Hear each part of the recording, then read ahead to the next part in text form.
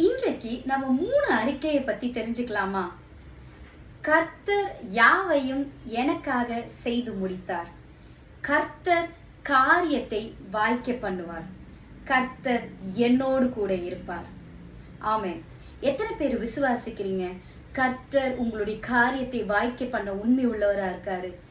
கர்த்தர் உங்களுக்காக சகலவற்றையும், சகல காரியத்தையும், சகல பாதைகளையும், சகல வேலைகளையும் நேர்த்தியாய் செய்து முடித்து விட்டார். அப்படின்றத கர்த்தர் என்னோடு கூட இருக்கிறார். நான் போகும் இடமெல்லாம், நான் நிற்கும் இடமெல்லாம், நான் தங்கும் இடமெல்லாம், நான் பிரயாணிக்கும் இடமெல்லாம், நான் என்னென்ன காரியங்களை எடுத்து வைக்கிறேனோ அந்த இடத்தில், நான் படிக்கும் இடத்தில், நான் பணிபுரியும் இடத்தில், நான் வசிக்கும் இடத்தில், நான் பேசும் இடத்தில், எல்லா இடத்திலும் கர்த்தர் என்னோடு கூட இருப்பார். அப்படின்றத நீங்க விசுவாசிக்கிறீங்களா? இன்றைக்கு நீங்க விசுவாசிக்கும் போது இந்த 3 அறிக்கைகளும் உங்க வாயில நீங்க தினமும் சொல்ல பழகுங்க.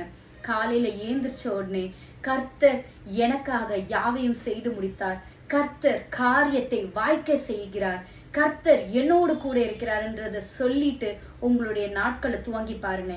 கண்டிப்பா உங்க வாழ்க்கையில ஆசீர்வாதங்களை பார்த்துட்டு. God bless you.